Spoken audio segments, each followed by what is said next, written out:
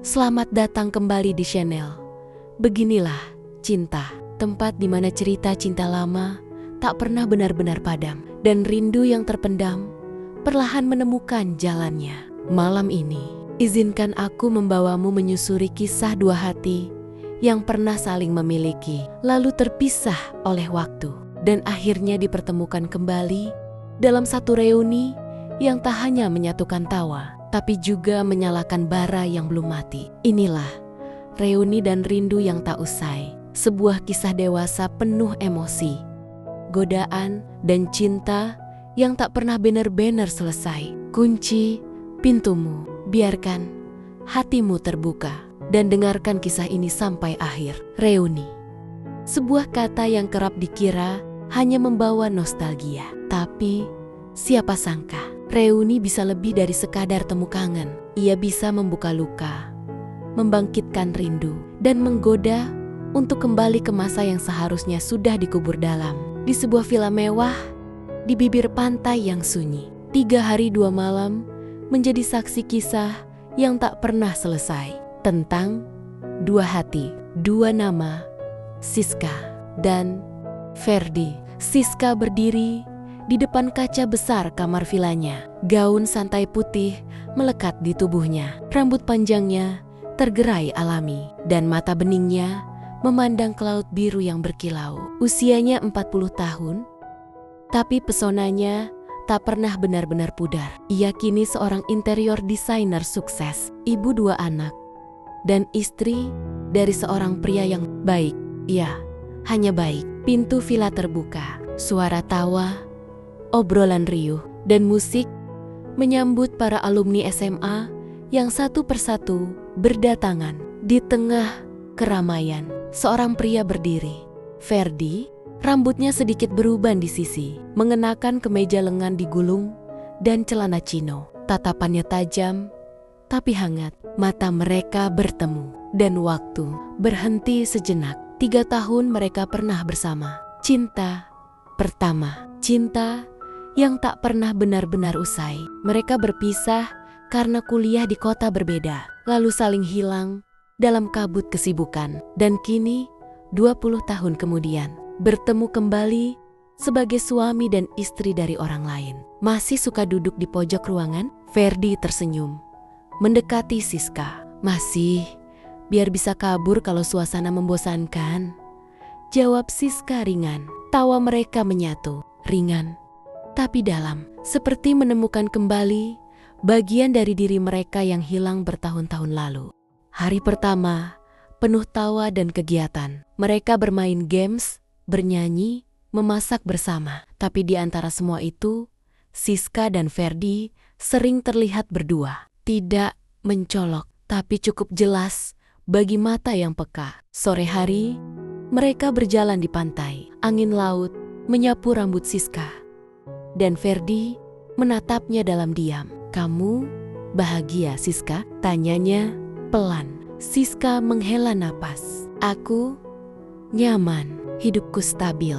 Tapi bahagia? Aku kadang lupa rasanya." Ferdi tersenyum miris. "Kita sama." Langkah mereka berhenti. Matahari tenggelam perlahan, mewarnai langit jingga yang syahdu. Ferdi duduk, Siska ikut duduk di sampingnya. Jarak mereka begitu dekat, tapi belum bersentuhan. Tangan Ferdi menyentuh pasir, lalu jari-jarinya menyentuh jemari Siska.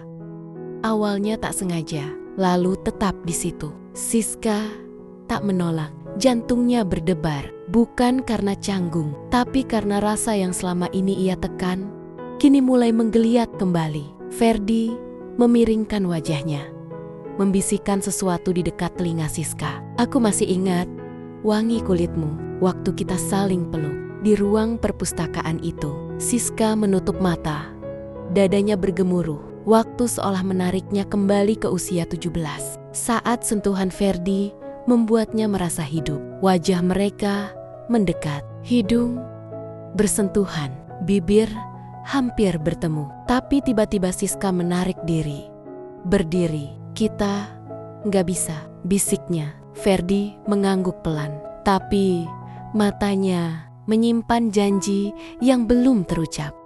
Hari kedua lebih ramai. Tapi bagi Siska dan Ferdi, keramaian itu hanya latar. Yang utama adalah rindu yang makin mendesak untuk diakui. Malamnya, saat semua tidur, satu pesan masuk. Ferdi, aku ada di hotel kecil dekat tikungan villa, nomor ke-207. Kalau kamu masih merasa seperti semalam. Siska berdiri lama di depan cermin. Gaun tidurnya tipis, sutra biru. Bibirnya gemetar, tapi kakinya melangkah. Diam-diam, kamar 207 sunyi. Ferdi membuka pintu. Mereka hanya saling tatap. Tak ada kata di dalam kamar. Mereka berdiri lama, hanya menatap. Jarak sedekat itu terasa jauh oleh moralitas. Lalu pelan, Ferdi memeluknya dari belakang. Siska tak bergerak. Ia hanya menutup mata. Pelukannya dalam, hangat, bukan sekadar nafsu, tapi rindu. Tubuh Siska bergetar saat bibir Ferdi menyentuh tengkuknya. Pelan, penuh hasrat yang menahan diri terlalu lama. Tangan mereka menyusuri tubuh, satu sama lain, seperti membaca puisi yang pernah mereka hafal. Siska berbisik, "Kenapa rasanya masih sama?" Ferdi menjawab dalam desahan. Karena ini belum pernah benar-benar selesai. Pakaian mereka meluruh, satu persatu. Mereka bercinta dalam senyap. Hanya suara napas dan bisikan yang memenuhi kamar. Gerakan mereka perlahan, seperti ingin mencicipi waktu. Tubuh mereka menyatu, mencari, menemukan, melepaskan. Ketika semuanya selesai, mereka terbaring diam. Siska menatap langit-langit. "Setelah ini, cukup ya?" Ferdi mengangguk. "Iya, cukup. Kita kembali ke hidup kita." Mereka keluar kamar bersamaan. Di lorong, dua sosok muncul dari kamar seberang, Rani dan Galih. Teman SMA mereka. Juga mantan pacar semasa sekolah. 4 pasang mata saling tatap. Tak ada kata, hanya senyum kecil yang menyimpan rahasia yang sama. Reuni usai. Semua pulang dengan cerita. Tapi Siska dan Ferdi pulang dengan luka baru. Luka yang terasa manis, tapi perlahan bisa menjadi racun. Hari-hari berlalu. Mereka saling diam. Tapi hati tak bisa diam. Hingga suatu malam, satu pesan masuk ke ponsel Siska. "Ferdi, kamu juga gak bisa tidur kan?" Dan semuanya dimulai lagi. Mereka bertemu di hotel mewah di tengah kota. Lebih formal, lebih dewasa, lebih gila. Tanpa kata, hanya sentuhan dan napas. Kali ini tidak ada penyangkalan, tidak ada moral, hanya candu. Siska mencium Ferdi dengan kelaparan yang ia pendam bertahun-tahun. Ferdi memeluknya seolah ingin menyatu seutuhnya. Bercinta kali ini lebih panas, tapi juga lebih tenang. Mereka tahu ini salah, tapi juga tahu ini tak bisa dihentikan. Mereka terus bertemu, diam-diam, di sela kesibukan, di balik rapat bisnis, atau alasan proyek luar kota. Siska berdiri di kamar mandi suatu malam, menatap wajahnya yang mulai lelah. Tapi setiap kali ia bersama Ferdi, ia merasa hidup. Ferdi, di sisi lain, makin terjebak dalam kebohongan. Tapi ia juga tak sanggup melepaskan. "Kita harus berhenti," ucap Siska. "Tapi kamu juga tahu, kita nggak bisa," jawab Ferdi. Dalam kamar hotel terakhir mereka, Siska menangis dalam pelukan Ferdi. Tapi tubuhnya tetap merespons. Nafasnya tetap tersengal di bawah sentuhan Ferdi. Karena cinta yang belum selesai akan selalu menemukan jalannya. Ada cinta yang hanya datang sekali, dan ada cinta yang datang kembali hanya untuk mengguncang segalanya. Siska dan Ferdi mungkin salah, tapi mereka juga manusia.